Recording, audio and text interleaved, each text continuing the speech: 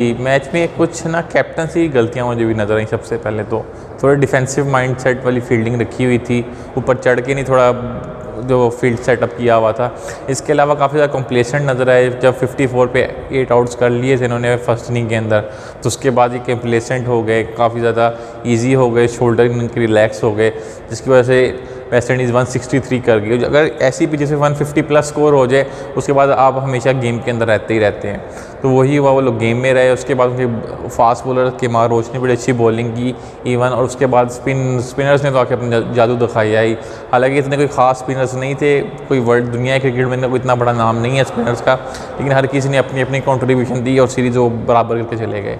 पाकिस्तान को बैटिंग के अंदर अगर आप ऐसी पिचेस बना रहे हैं तो फिर बैटिंग में कुछ तो इम्प्रूवमेंट चाहिए।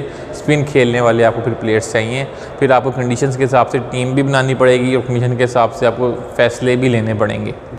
जी मेरे ख्याल से फार्मूला तो ठीक है, इसके अलावा इनके पास कोई सेकंड फार्मूला या कोई और चीज़ तो आपके काम नहीं आ रही थी। फार्मूला तो बिल्कुल ठीक है, लेकिन आपको स्पिन पे अब अपनी बैटिंग बहुत ज़्यादा इंप्रूव करनी पड़ेगी। बाबर आजम चाहे जितने मर्जी बड़े खिलाड़ी हों, स्पिन के खिलाफ ज़्यादातर बेबस ही नज़र आते हैं, और वही हुआ, वो पूरी सीरीज़ में बेबस नज़र आए हैं। तो इनको अपनी स्पिन के खिलाफ खेलने में इनको प्रैक्टिस चाहिए होगी, प्रैक्टिस करें। स्पिन विकेट्स आपकी डोमेस्टिक मैचेस में बनानी पड़ेंगी, प्रैक्टिस मैचेस में बनानी पड़ेंगी। ये ना करेंगे आप प्रैक्टिस मैचेस और डोमेस्टिक मैचेस में आप नॉर्मल विकेट्स बना रहे हैं और इधर आके एकदम आप स्पिन ट्रैक दे दें, तो फिर यही फार्मूला आपको आपके डोमेस्टिक के अंदर भी इंटीग्रेट करना ही पड़ेगा। जी अब दूसरी ये बात आ रही है कि शान मसूद हो गए, बाबर आजम हो गए, ये तमाम खिलाड़ी पेस के ख़िलाफ़ ज़्यादा कंफर्टेबल दिखाई देते हैं। हालांकि बड़ा स्कोर वहाँ भी नहीं करते, लेकिन ज़्यादा कंफर्टेबल दिखाई देते हैं। शान मसूद की एक मैराथन इनिंग्स आप देख लें, साउथ अफ्रीका में वो 145 कर गए, लेकिन पाकिस्तान में जो है ना वो 45 को भी तरस गए। तो इसको इतना बड़ा डिफरेंस, इसको आप कैसे समअप करेंगे कि शान मसूद और बाबर आजम जो साउथ अफ्रीका के ख़िलाफ़ 200 रन बनाकर आ रहे थे, तो वेस्ट इंडीज़ के ख़िलाफ़ तो वो 20 रन भी ना बना सके।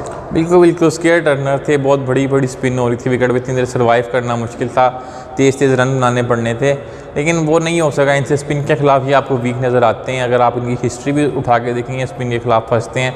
बाबर आजम को काफ़ी देर से लेफ्ट आर्म स्पिनर के खिलाफ फंस ही रहे हैं, तो मेरे ख्याल से वही चीज़ें आपके सामने आई हैं नज़र आप लोगों को, तो वो उसी का रिजल्ट आपको नज़र आ रहा है। जी नहीं क्रेडिट उनको भी मिलता है। वो जब आए अपने सेकंड इनिंग्स के अंदर बड़े पॉजिटिव एटीट्यूड के साथ आए। अपने कप्तान क्रेग ब्रैथवार्ड ने आते ही हमला शुरू किया, पाकिस्तान बॉलर्स के ऊपर चढ़ के खेले, नुमान अली के ऊपर चढ़ के खेले, जिसकी वजह से थोड़ा सा पाकिस्तान बैक फुट पे गया था और स्कोर काफ़ी बन गया उनका 254। I don't think so Chase होना था इनसे।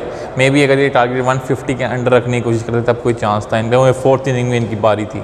बिल्कुल, इसमें एक्चुअली जिस तरह की आपने पिचेस बनाई हैं, तो फिर तो एक रोल ही है कि आपने अपने रोल्स जो हैं वो डाइस को रोल कर दिया हुआ है। उसके बाद रिजल्ट क्या निकला हुआ है। पाकिस्तान की बैटिंग इस तरह से स्ट्रॉन्ग नहीं है कि इसको पाकिस्तान की बैटिंग संभाल सके स्पिन को, या उसको भी आप अच्छे से खेल सकें। पाकिस्तान की बैटिंग में भी उतनी दम नहीं है कि वो स्पिनर को बड़े अच्छे से खेल सकेंगे। तो मामला इस तरफ भी जा सकता है, मामला उस तरफ भी जा सकता है, लेकिन इनको इम्प्रूवमेंट की ज़रूरत है इस मामले के अंदर। और जहाँ तक इस चीज़ की बात आती है कि वेस्ट इंडीज़ ने कुछ ना कुछ तो अच्छा किया होगा, जो एक वो टेस्ट निकाल के ले गए हैं, तो जाहिर सी बात है उनको जहाँ क्रेडिट देना चाहिए वहाँ उनका क्रेडिट बनता है। 9-10-11 ने तो बैटिंग भी की है, बॉलिंग भी की है, आप 9-10-11 नहीं आउट हुए, तो इस तरह के फिर आपको रिजल्ट तो मिलेगा। वो असल यहाँ पे उन्होंने एफर्ट किया। वेस्ट इंडीज़ के बल्लेबाज तो नाकाम दिखाई दिए, अलबत्ता जो उनके टेल एंडर थे जो एक माइंडसेट के साथ आए थे कि बस जी हमने हवा में ही खेलनी, हर बॉल देखा जाएगा जो होगा। तो क्या आप समझते हैं कि स्पिन को निगेट करने का, स्पिन को नलीफाई करने का ये बेहतरीन तरीका है कि उसके खिलाफ अटैक शुरू कर दो?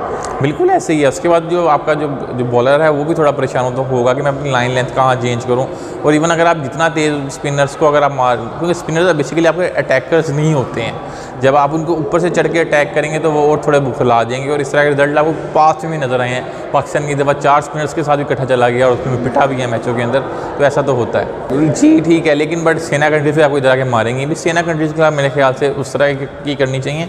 मेरे ख्याल से वेस्ट इंडीज़ और श्रीलंका और बांग्लादेश ऐसी टीमें जिनके खिलाफ आप फास्ट पेस विकेट्स बनाएं, और सेना कंट्रीज के खिलाफ आप स्पिन ट्रैक बनाएं। लेकिन अब आप वेस्ट इंडीज़ को किस कैटेगरी में रखेंगे? मैं इसको स्पिन, मैं पहले ये सोच रहा था जब सीरीज़ शुरू नहीं हुई थी, उससे पहले भी मैं डर रहा था कि ये मैच इधर उधर जा सकता है, क्योंकि वेस्ट इंडीज़ की जैसी टीम है वो उसकी ये नहीं है कि उसकी स्ट्रॉन्ग जो चीज़ है वो उसकी फास्ट बॉलिंग है या उसकी क्या है। तो अगर आप उसके साथ फास्ट बॉलिंग ट्रैक बनाते तो इतना आपको शायद परेशानी ना होती, बट जो हो गया वो हो गया। अगले WTC साइकिल की तरफ तवज्जो दें, अपनी बैटिंग को स्पिन के ख़िलाफ़ इम्प्रूव करने की कोशिश करें।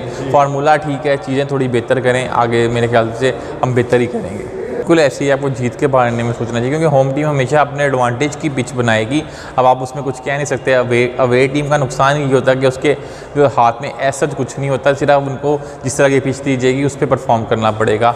जो आपकी होम टीम है उसके पास ये एडवांटेज है, आप किस तरह की पिच बनाएं, अपने फेवर में बनाएं या एक न्यूट्रल पिच बनाएं, वो सारा कुछ उनके हाथ में। बिल्कुल, मैंने आपको पहले ही कहा कि मेरे ख्याल से तो मैं वेस्ट इंडीज़ के खिलाफ एक फास्ट सीमिंग ट्रैक बनाना चाहूँगा। वेस्ट इंडीज़, श्रीलंका और बांग्लादेश और जो बाकी आपकी सेना कंट्रीज़ हैं उनके खिलाफ मैं स्पिन ट्रैक बनाऊँगा, ताकि उनको उस तरह पकड़ा जा सके इसमें। क्योंकि वेस्ट इंडीज़ में अगर आप वैसे भी देखेंगे तो वहाँ आपको टर्न ज़्यादा मिलता है, उधर भी स्पिनर का रोल होता है, तो ये तो उनकी फ़ायदे की पिच थी कहीं ना कहीं। दस्तबरदारी का तो कोई मेरे ख्याल से सवाल पैदा नहीं होता, थोड़े वो दिल जले तो हैं ही।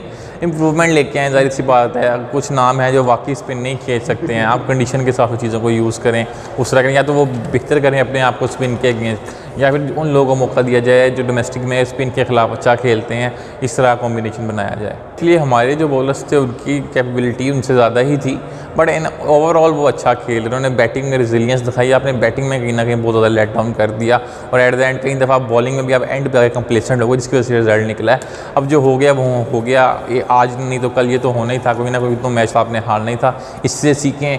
शुक्र है आपने इस WTC साइकिल के अंदर जो एक मेरे ख्याल से डेड रबड़ मैच था इन टर्म्स ऑफ WTC, आपने उसमें कुछ सीखा आगे, ताकि इस गलतियों को इम्प्रूव किया जाए और नेक्स्ट WTC साइकिल में ऐसी गलतियाँ ना करें। अगले WTC साइकिल के अंदर पाकिस्तान की जो है स्ट्रेटजी ये होनी चाहिए, जब श्रीलंका आए तो उसके खिलाफ तो एक आपको फास्ट जो वो ऑप्शन है उनको जो क्या लेते हैं सूटेबल कंडीशंस हो उनके लिए बनानी चाहिए, और जब आपकी दो अगली टीमें न्यूजीलैंड और साउथ अफ्रीका है उनके खिलाफ आप स्पिन कंडीशंस दें। क्या आपको नहीं लगता कि फास्ट पिचेस बना के जैसे बांग्लादेश ने हमें लपेट दिया था, दूसरी टीमें भी आके हमें बासानी हरा देंगी, कंसिडरिंग द फैक्ट कि पाकिस्तान की टीम ODI में फास्ट नहीं खेलती, टेस्ट में किस तरह अटैकिंग और तेज़ क्रिकेट खेलेगी? फास्ट क्रिकेट की मैंने बात नहीं की है, मैंने ये कहा कि फास्ट बॉलर को असिस्टेंस मिले। फास्ट क्रिकेट भी तो खेलना पड़ेगी ना। हमने नहीं, बांग्लादेश के खिलाफ फास्ट विकेटें बनाई, लेकिन डिफेंसिव अंदाज में खेलते हुए हमारे बल्लेबाज जल्दी आउट हो गए। वो आपकी बात ठीक है, डिफेंसिव अंदाज में खेलते हुए अंदाज में आउट हो गए हैं वो, लेकिन कुछ ना कुछ कहीं ना कहीं वो फास्ट खेलेंगे भी, साथ तो डिफेंस भी आपको करना पड़ेगा। ये तो नहीं कि ऑल गन्स ब्लेजिंग जाएं और फास्ट खेलने की कोशिश करें, इंग्लैंड बनने की कोशिश करें, ऐसा नहीं होगा। डिफेंस पे कहीं ना कहीं इनको जोर देना पड़ेगा। इसके अलावा जो बाकी मैंने फास्ट बॉलिंग कंडीशंस की बात की, कहीं ना कहीं उस टाइम में हमारे बॉलर्स भी बिल्कुल किसी फॉर्म में नहीं थे। पाकिस्तान कहीं ना कहीं अपने बॉलर्स के फॉर्म की वजह से वो मैच बहुत बुरी तरीके से आ रहा है। आई डोंट थिंक सो उसका इनकी ये गलती थी कि उन्होंने कंडीशंस कैसी बनाई, इनके फास्ट बॉलर उस तरह की फॉर्म में नहीं थे, ना आपने उस तरह के फास्ट बॉलर यूज़ किए। शाहीन नसीम को आपने यूज़ करने की कोशिश की जो उस वक्त बिल्कुल आउट ऑफ फॉर्म लग रहे थे, और उसका रिजल्ट आपके सामने नजर आया। इंस्टेड ऑफ आप इस तरह के बॉलर अगर आप यूज़ करें, खुर्रम शहजाद, मीर अहमद, इन्होंने उस सीरीज़ में भी अपना जज्बा थोड़ा कहीं ना कहीं दिखाया। अगर आप ऐसे बॉलर्स को जब आप यूज़ करेंगे, इवन काशिफ अली ने मुझे कहीं ना कहीं इंप्रेस किया, एकदम बॉल को वो स्लाइड करके अंदर लेके आते हैं। ऐसे बॉलर्स अगर आप यूज़ करें जो डोमेस्टिक में टेस्ट क्रिकेट में खेल रहे हैं फास्ट बॉलर, मोहम्मद अब्बास की वापसी होगी तो मेरे ख्याल से टेस्ट के अंदर अगर आप फास्ट बॉलिंग विकेट्स बनाएंगे तो पाकिस्तान के सीमर उसमें अच्छा परफॉर्म करेंगे, अगर वो अच्छी फॉर्म में हुए और उनका माइंडसेट ठीक हुआ तो। जी, ये जब आपने डाइस रोल करते हैं रूले के अंदर कुछ भी हो सकता है, उनका कार्ड्स तो था ही, कभी ना कभी तो ये होना ही था। बेहतर है कि इस WTC साइकिल के अंदर हो गया कि उससे सीखने को मिलेगा। थोड़ी कंप्लेसेंट लगी है मुझे, कैप्टनसी भी थोड़ी इनकी लीनियंट हुई थी, इतनी up to the great aggressive captaincy नहीं की, थोड़ी डिफेंसिव लगे शान मसूद भी, जिसकी वजह से ये मैच है। उसके अलावा बैटिंग में तो आपके फ्लॉज हैं ही, उनको आपको इम्प्रूव करना पड़ेगा। कुछ रैश शॉट्स भी खेली इन्होंने, इस वजह से सारे रिजल्ट आपके सामने हैं। जी, मुझे तो उन्होंने इम्प्रेस किया है, ना कोई उनके अंदर कोई शिशका है ना कोई और चीज़ है। बस आपने आगे सिंपल बॉलिंग की, लाइन अपनी ठीक रखी, पेस को वेरी करने की कोशिश की। पेस उनकी जो है वो बॉल की जो 65 किलो माइल्स पर आवर पे भी वो ले आते हैं, इसका मतलब काफ़ी स्लो बॉल भी करते हैं अंदर, जिसकी वजह से आपको कई दफ़ा बॉल बहुत स्लो आती है, बल्ले पे आती नहीं है या बहुत स्लो आती है। अगर आप हिट करने भी जाते हैं कई दफ़ा आपकी बॉल हवा में उठने का चांस ज़्यादा है। दैट इज़ वाई उन्होंने इस कंडीशन से बड़ा फ़ायदा उठाया। कोई उन्होंने अपनी एक्स्ट्रा एफिशिएंसी मारने की कोशिश नहीं की, विकेट टू विकेट बॉल की थोड़ी बहुत पिच ने असिस्ट नजर दी, बाकी काम उनका हो गया। जी, मेरे ख्याल से इतना कोई परेशानी की बात नहीं है। एटलीस्ट उन्होंने कोई ना कोई ब्रेव डिसीजन लेने की कोशिश की है।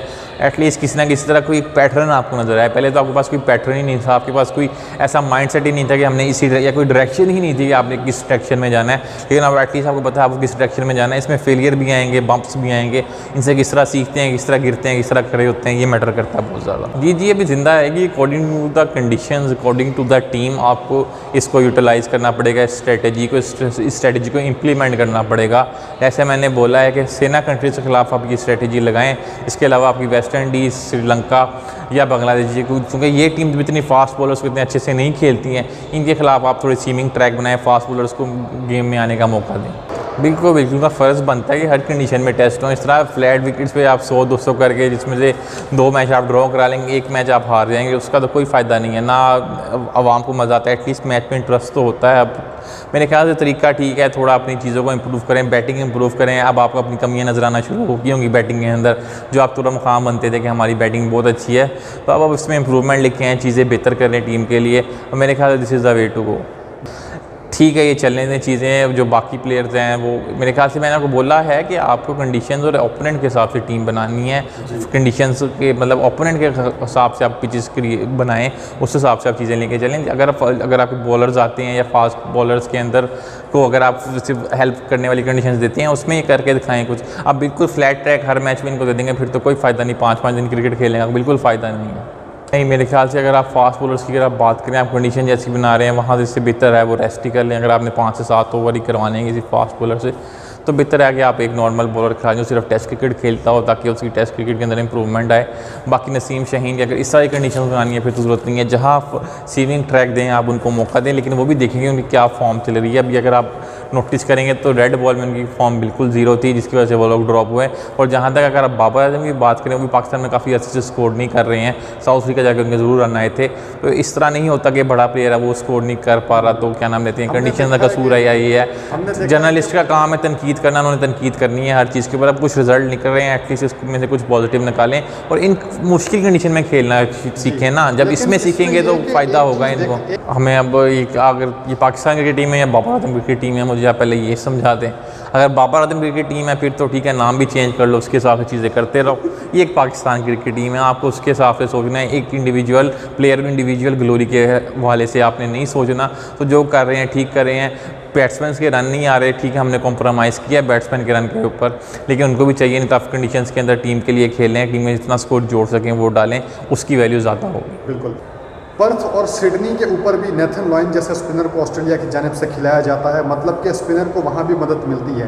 तो क्यों ना हम भी पर्थ और सिडनी जैसी, मेलबर्न जैसी विकेट बनाएं, जहाँ पे फास्ट बॉलर और स्पिनर दोनों को मदद मिले और स्ट्रोक प्लेइंग बैट्समैन को भी मदद मिले, जो तीनों को मदद दे।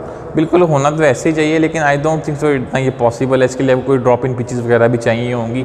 आपकी इधर कंडीशंस के अंदर ऐसी चीज़ें बनना मुश्किल है, तो ड्रॉप इन पिचेस की ज़रूरत है इस काम के लिए। आप उसको लेके आएँ, उसमें इन्वेस्ट करें, थोड़ा सा उधर पैसे लगाएं, तो शायद हम वो वाली कंडीशन भी इधर अचीव कर पाएँ और वहाँ देखते हैं कि ऐसा रिजल्ट आता है उस चीज़ का। क्योंकि हमने ऑस्ट्रेलिया में देखा था, सिडनी, पर्थ में पाकिस्तान वनडे में ज़्यादा कंफर्टेबल था। बिल्कुल ऐसे जी। बस आखिर में एक जुमले में बात कीजिएगा, क्या ये आकिब बॉल स्पिन फार्मूला आगे चलना चाहिए अगले WTC में या नहीं? जी बिल्कुल चलना चाहिए WTC के अंदर, क्योंकि आपकी 2 सेना कंट्रीज़ आ रही हैं, तो आपको ज़रूरत है कि आप उसके अंदर ये वाला फार्मूला लेके चलें। Thank you.